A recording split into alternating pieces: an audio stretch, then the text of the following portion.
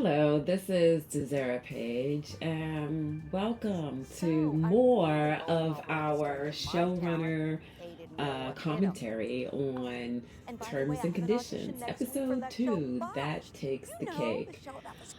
Well, the name of this episode actually comes from this very first scene, and the funny thing is, if I remember correctly, I think there was supposed to be a cake that Samantha brings Barb.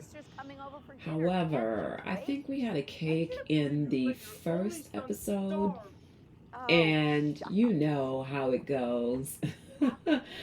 We had a little budgetary thing, and I think we just didn't want to have also a repeat of a cake. So our director thought it'd be cool to have one of these fruit trays.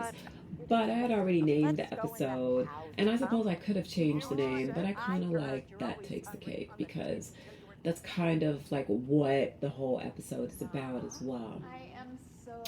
And anyway, this is the first time we see Barb's kids,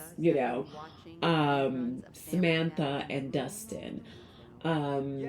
Dustin, I'm sure everybody at this point has recognized is Rushi Koda.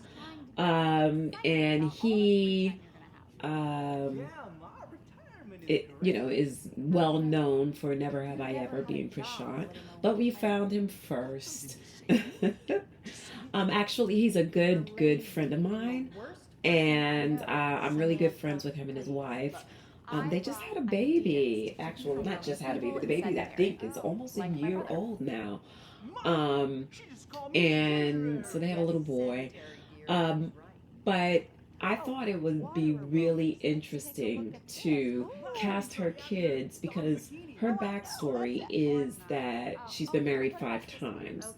And so why not? Like one of her husbands, I really wanted to keep the cast diverse. And so one of her, look at Dustin. I mean, he's killing me with those faces. He's just killing me. Um, I wanted it to keep it a diverse cast, so I figured, okay, one of her. So the backstory for Dustin's father is that she married an Indian circus performer, and had Dustin. And then, of course, through however that would work out, an old Jewish grandma and an Indian circus performer, or not old Jewish grandma because she wasn't old, I guess, at that time, but, a Jewish woman from Brooklyn and an Indian circus performer. I can just imagine, some of the things that come up in that relationship that eventually, it doesn't make it, especially, being a circus performer because I'm sure all that traveling. But I really wanted to bring home the family dynamic here with her daughter Samantha, um, and how she's completely opposite of Barb. She's very conservative, very corporate. Meanwhile, Dustin is kind of a little more like his mom. He's a little, he's but maybe a little bit of a moocher. And Barb knows it. He just kills us with all of the reaction shots. He just did such a wonderful job bringing Dustin to life as well. And I really wanted to